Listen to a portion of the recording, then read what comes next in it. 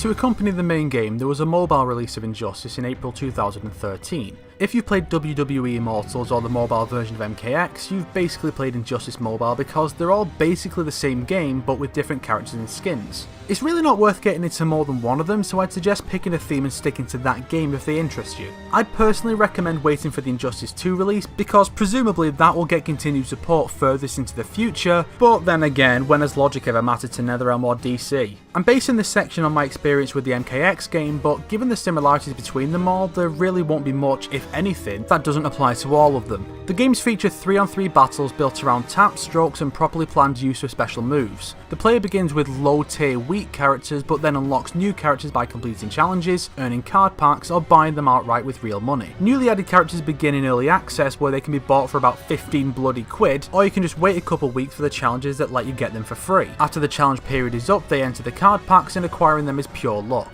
Each battle will take a certain amount of energy from the characters used, forcing the player to either wait for them to recharge or to pay for an instant recharge. The games are freemium in case you didn't realise, so they're designed to frustrate players into paying for stuff. Rather than traditional multiplayer, players go up against other players' teams, but I'm not sure if it's standard AI or actual ghost data. I also don't know how it decides which team to go with, since at least in MKX the player can create 3 teams. Those tied to console releases can be connected to those via a Warner Bros account to unlock additional content between the 2 releases, which is a real bitch in MKX where even the complete version requires the mobile game to unlock some of the costumes. Each costume a character is given in the mobile version counts as a separate character using different moves from the console version or even getting new moves entirely. What's most frustrating about this is that some characters still aren't included in the mobile versions, while other characters get tons of versions, like in MKX where some characters like Ferritor and Takeda aren't included, but there are about 8 versions of Scorpion, some using the exact same costume, so what the fuck is the point?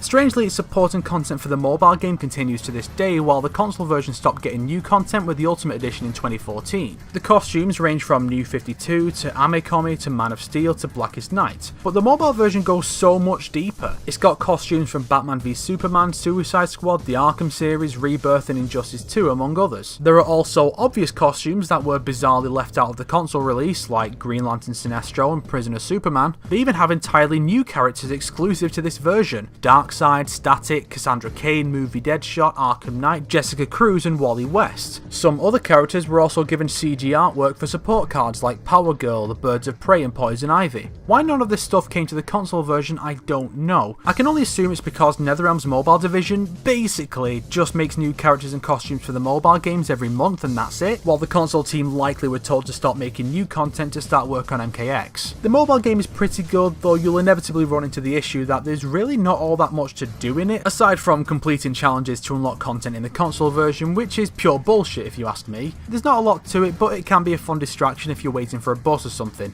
And at least there's no god-awful story or poor characterization to ruin the cast, so it's technically a better game in that regard. I'm about to end this man's whole career.